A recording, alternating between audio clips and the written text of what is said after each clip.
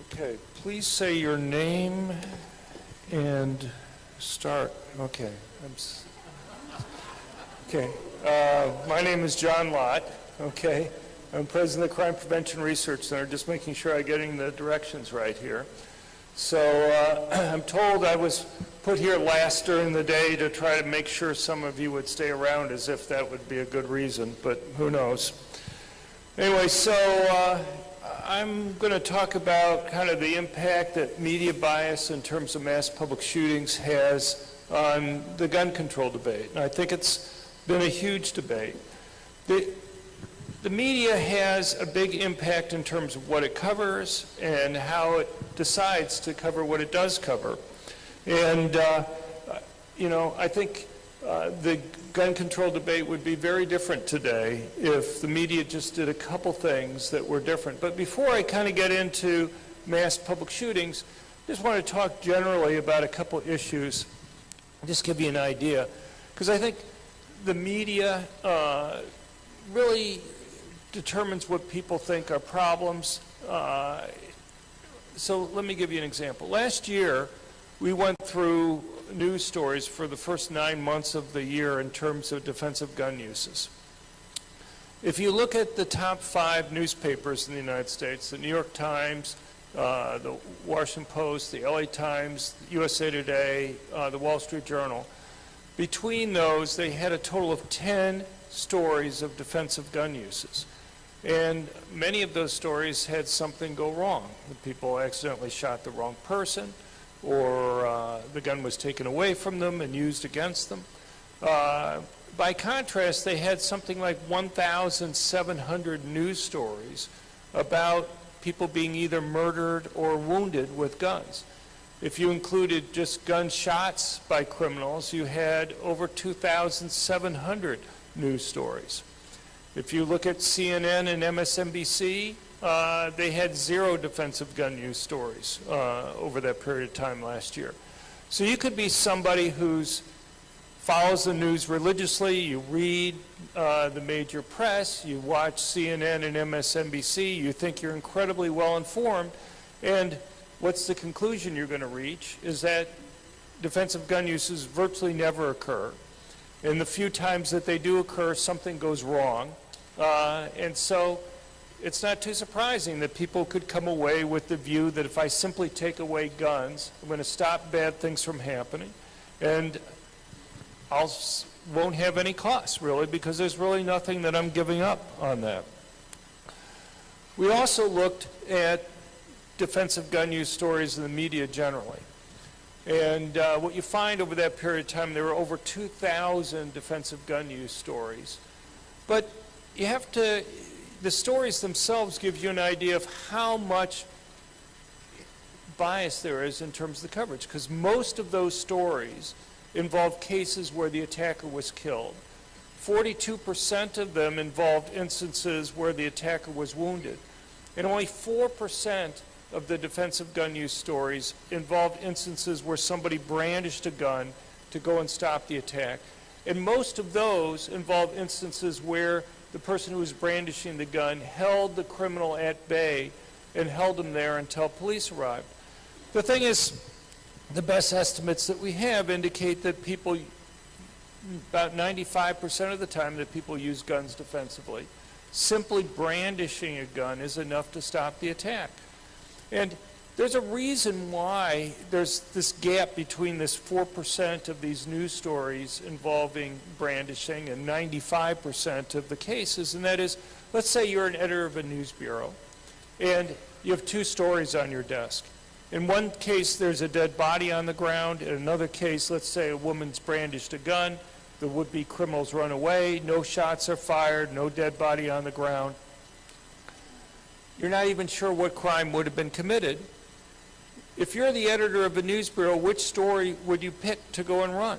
Seems like I know what I would pick. I'd pick the dead body on the ground. That's a lot more newsworthy and interesting. You're not even sure what crime would have been committed. So the bottom line here is that what's newsworthy doesn't often reflect reality that's there. And you don't need to have a conspiracy story or anything else in order to explain it.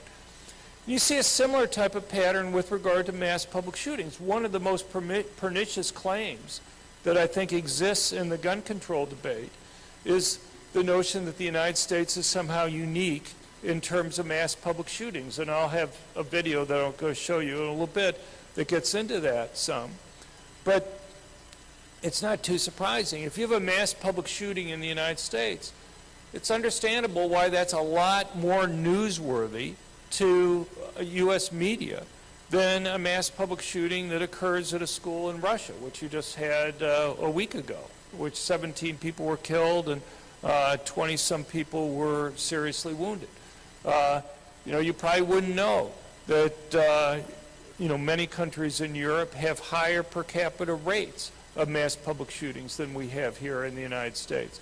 If I were to go and ask you, tell me just between Western Europe and the United States, in the last decade, what country has had the worst mass public shooting?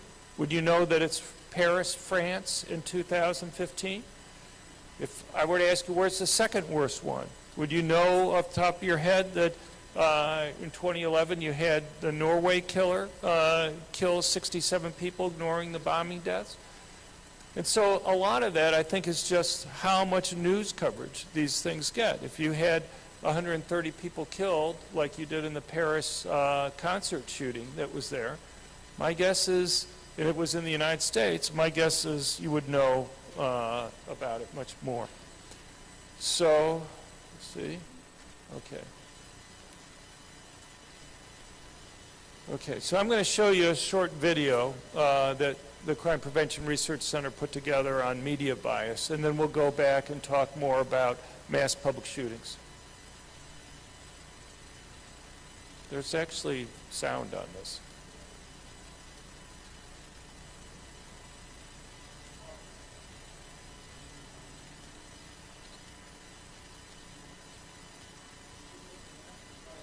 Yeah, well, he's in big demand.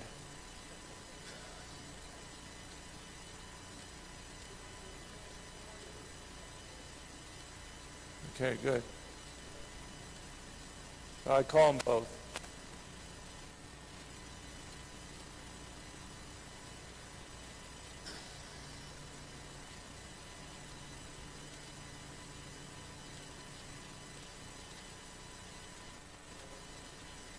There's a little volume button.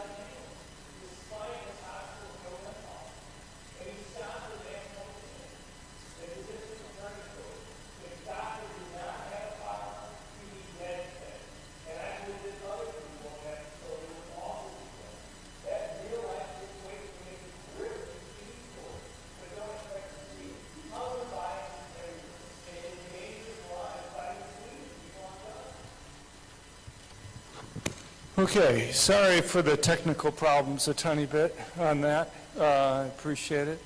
But they're going to be working on that hopefully before the next video. Part of my problem is I thought I could see the screens myself on this just to kind of remind me of what I was supposed to be talking about. Let's just see. Let me just...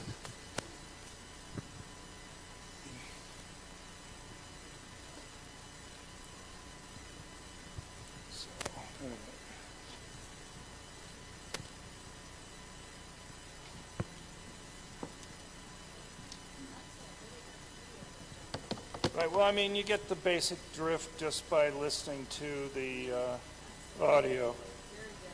It's on your website to share? Yeah, no, they're on the website. So, anyway. So, you know, so there's some other examples of media bias. I don't know if you noticed this, about a month ago, there were billboards that went up in California, in Los Angeles, and San Francisco, warning people not to move to Texas because of the fear that there were all these mass public shootings that were occurring in Texas. And I have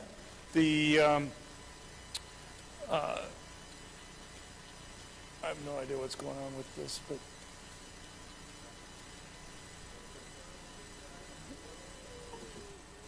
anyway, anyway, the fear that they were trying to say is don't move to Texas because of all the mass public shootings. Well, you know, the media, though, just reported what got international news coverage. But one of the things that the media didn't do is talk about, is it true or not? And the thing is, you actually have more mass public shootings either since 2000 when they had their big assault weapons ban go into effect, or since 2010 in California than you have in Texas, even when you adjust for population, because you have to put these things in per capita rates that are there. And, you know, if you take it since 2000, California has like about almost a 25% per capita higher rate of mass public shootings than you have in the United States.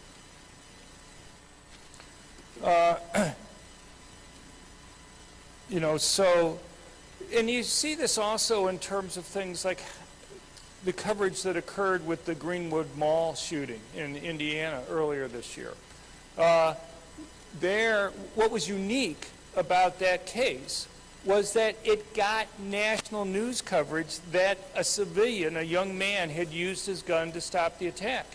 The media, though, played it over and over again as how rare it is that somebody would use a gun to go and stop the attack. The only thing that was rare was the fact that the civilian that it got news coverage that the civilian used that.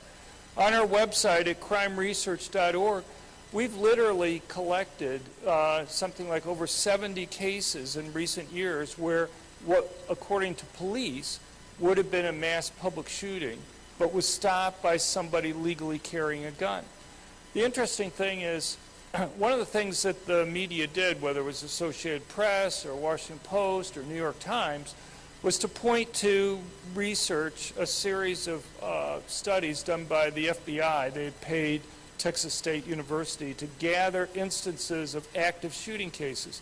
So just so you know something about the definitions, a mass public shooting is 4 more people killed in a public place that doesn't involve some other type of crime, like a robbery or a gang fight over drug turf. An active shooting case is similar, but it's much broader. An active shooting case is a gun fired in public, not involving some other type of crime, where maybe only one person was targeted, and maybe nobody was actually shot, okay? You may not have even had somebody wounded. And if you look at just the mass, so like the FBI claims that in the 8 years from 2014 to 2021, there were 11 cases where civilians stopped what otherwise would have been an active shooting case. If I just look at mass public shootings that were stopped, I get 41. Okay, plus they had kind of misclassified some cases, like the attack not too far from here in December 2019 at the White Settlement Church that was there. They classified that as not involving civilians stopping the attack, but security guards, because the church basically made anybody who carried a permanent concealed handgun an honorary security guard. They weren't paid by that. The church didn't keep track of who was actually carrying or not. I talked to the gentleman who fired the shot to stop the murderer there, and he told me, well, maybe there was like 18 or 20 people that were carrying that day. They were all honorary security guards. I tell you, the guy really picked the wrong church to go after with that many people that were carrying. But so I was working at the Department of Justice up until January last year, and one of the topics I was looking at was these active shooting reports by the FBI. I pointed out errors that they had there, and they just refused to fix them. Even when I have it in writing that they admit that they've missed cases, they refuse to go back and fix these things. And it's just not this recent time. Back in 2015, I also tried to go through these cases that they missed. And again, you just, people talk about the political bias at the FBI. I can't go and talk about the FBI generally, but I can talk about the data people that are there. And I have to tell you, I'm really skeptical of just about any data that comes out of the FBI these days, because they're really true believers. I mean, when I worked at the FBI in the 1980s, worked in the federal government in the 1980s, I was chief economist for the U.S. Sentencing Commission. I knew that the civil service staff was overwhelmingly Democrats. But if you pointed out a data error to people, they fixed it. Now, you can't get them to do anything to fix it if it moves a result in a way that they don't politically approve of. So, anyway, I have a new work that's going to be coming out this next week. Originally, Texas State University was hired to go and put this database together of active shooting cases. God only knows. They've gotten like $32 million to go and do everything. They have a whole center for active shooting stuff down there. I think they've spent a few $1,000,000 putting this database together. I don't have $3 million from the federal government to do this. We did this on our own. So I make no claims that I've gotten all the cases. But we try to look at active shooting cases. Over those 8 years, rather than the 11 that they have, I have 124. That's a pretty big difference that's there. And the thing is, I'm more confident that we have all the cases in later years than the earlier years. And so if you look over the whole period of time, they say that there's 4.4% of active shooting cases which have been stopped by citizens legally carrying a gun. Over those 8 years, I think it's 34.4%. But if you look at 2021, for example, I get 49.1%. And the thing that's even more amazing, and this is, I just couldn't get them to deal with this at all when I was working in the Department of Justice, is that you just can't lump together gun-free zones with people where they are allowed to carry. These are law-abiding citizens. You put up a sign banning them from carrying in certain places, they're not likely to go and carry in those places. And so you shouldn't expect them to go and stop those types of attacks. We've been putting it together, but I think it's much more difficult to kind of go back and do that ex post. But my guess is it's going to be a lot higher than 49% in 2021 when you go through all the active shooting cases. So that's what we're working on now. Now, I'm just going to give you a couple examples of cases that were missed over that 8-year period of time. Everybody knows about Parkland, okay? Do you know that just a few months after that, in Florida, very close by Parkland, there was another attempted mass public shooting? There was an elementary school. They were having a get-together at the park next to the school there. A man came up, started firing his gun. Fortunately, though, hundreds of students that were there, you had teachers and parents. Fortunately, though, there was a vendor who had a permitted concealed handgun and was able to shoot and seriously wound the attacker, stopping him from doing that. You will find no national news coverage on it, just some local coverage on it. Everybody knows about the Pulse nightclub shooting that occurred in near Orlando, Florida. 49 people were killed. At the time, it was the worst mass public shooting in U.S. history, still the second worst. And but do you know that exactly 1 week after that, there was a similar attack that occurred at a nightclub in South Carolina? 3 people were shot. A 4th person was being shot at when a permanent concealed handgun holder pulled out his gun and seriously wounded the attacker. You know, you'd think there would be a lot of sensitivity on both of these stories. The Parkland story was still getting coverage when the other school shooting was stopped. The nightclub shooting was still, the Pulse nightclub shooting was still getting a lot of media attention when this attack in South Carolina occurred. You think people might contrast the two that was there. The difference between the Pulse nightclub shooting in Florida and the one in South Carolina is Florida is one of 10 states that banned people carrying permanent concealed handguns in establishments that got more than 50% of their revenue from alcohol. South Carolina was one of the 40 states that allowed it. Fortunately, there was a permit holder that was there. When the guy in South Carolina was stopped, he still had something like 125 rounds on him when he was stopped. So God only knows how many people he would have been able to harm in that. But, you know, it just gives you an idea of kind of what's covered and what's not covered. The media also leaves out a lot from its coverage. So earlier this year, we had the Buffalo murderer where he went to the grocery store, the racist doing that. The media gave a lot of news coverage to his manifesto because they wanted to paint him as a white racist. He was a racist. He was an environmentalist racist who classified himself as a socialist. But I guess that makes him a right-winger. And he hated minorities because he said minorities have too many kids and kids damage the environment, and so he hated blacks and Hispanics because they had too many kids in his view. The interesting thing here is that he spent a lot of time in his manifesto explaining why he picked the target that he did. The reason why he picked the target, right up there at the top of the discussion, was that he wanted to go to a place where he didn't think his victims would have permanent concealed handguns to be able to go and protect themselves. You know, these guys may be crazy in some sense, but they're not stupid. Their goal is to get media coverage. They know the more people they kill, the more media coverage that they're going to get. And so if they go to a place where victims can't defend themselves, they're going to be able to go and kill more people than they would have been able to do so otherwise. You know, it's not rocket science about what's going on there. But you would think this would be newsworthy for the media to go and mention that he went to a place where guns are banned.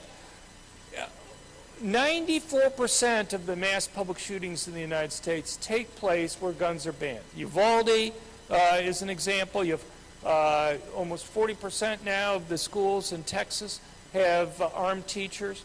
He went to a school that didn't allow it. You have the Tulsa Medical Center attack. That was another gun-free zone.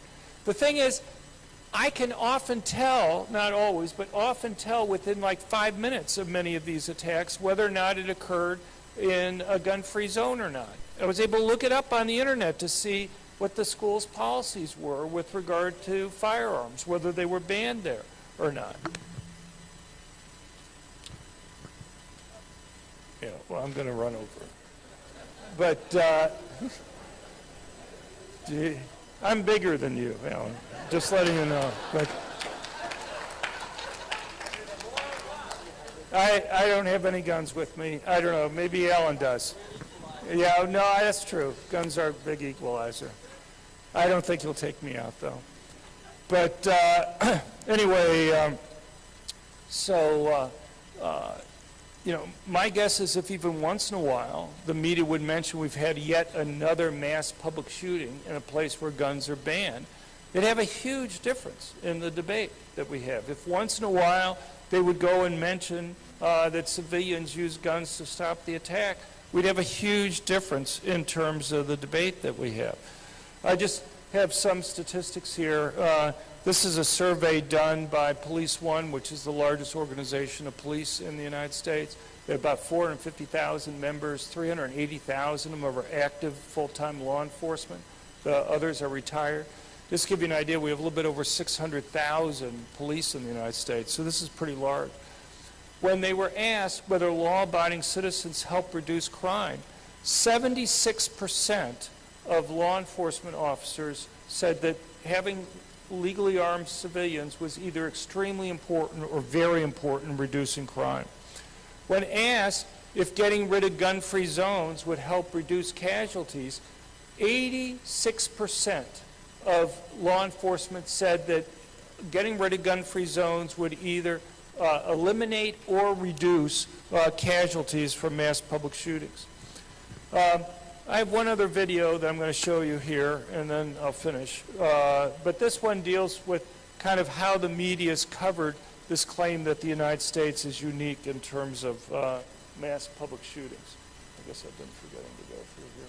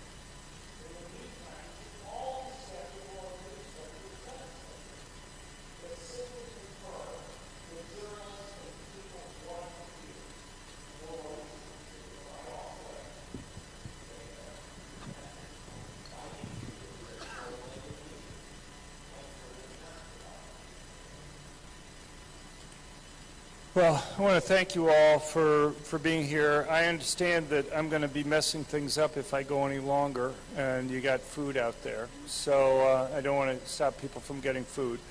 But what I would hope, you can find, as Cheryl was nice enough to bring up earlier, you can find all this on our website, including the videos. And I hope people, we put a lot of research together, but it doesn't do any good if you guys don't get it. So I hope you sign up for our emails that we send out once every 2 weeks. But anyway, I appreciate your time, and thanks.